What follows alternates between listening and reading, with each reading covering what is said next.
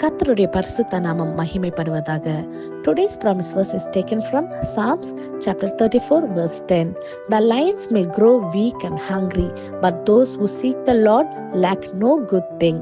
சங்கீதம் 34 அதிகாரம் 10 சிங்கக்குட்டிகள் தாழ்ச்சியடைந்து பட்டினியா இருக்கும், கர்த்தரை தேடுகிறவர்களுக்கோ ஒரு நன்மையும் குறைபடாது.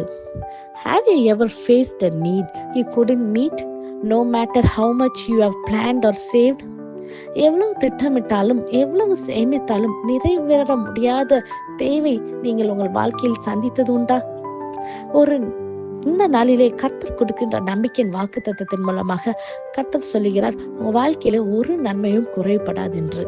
ஆம் பிரியமானவர்களை, இதை கேட்டுக்கொண்டிருக்கிற நீங்க ஒருவேளை ஏதோ ஒரு காரியத்துல நீங்க குறைபட்டு காணப்படுறீங்களா?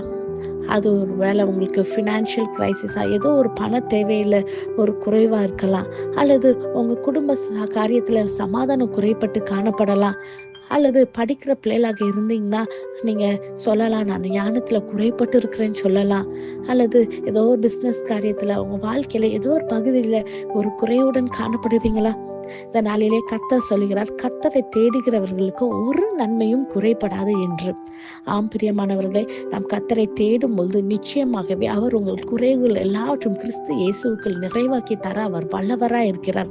நீங்க என்ன பண்ணணும், இந்த வாக்குத்தத்த வசனத்தை விசுவாசித்து அதை அறிக்கை செய்து ஜெபிக்கும் பொழுது நிச்சயமாகவே கர்த்தர் இந்த நாளிலே இந்த வாக்குத்தத்த வசனத்தை உங்க வாழ்க்கையில நிறைவேற்ற அவர் வல்லவரா இருக்கிறார். நம்ம கேட்போமா, ஏசப்பா என்னுடைய குறைகள் எல்லாவற்றும் நீங்க எனக்கு இந்த நாளிலே நிறைவாக்கி தாங்கன்னு சொல்லி கேட்போமா?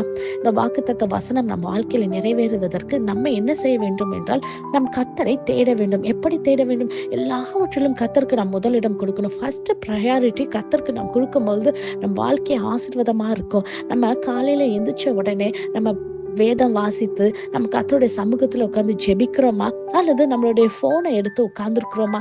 நம்ம அதை யோசித்து பார்ப்போம். இந்த நாளிலே நம்ம கர்த்தருக்கென்று நம்ம டெடிகேட் பண்ணி எல்லாவற்றிலும் கர்த்தருடைய சமூகத்துல உட்கார்ந்து அவருக்கு முதலிடம் கொடுக்கும் போது நிச்சயமாகவே அந்த ஆசீர்வாதத்தை நம்மளால காண முடியும். கர்த்தர் சொல்லுகிறார், அதிகாலையில் என்னை தேடுகிறவன் என்னை கண்டடைகிறார் என்று.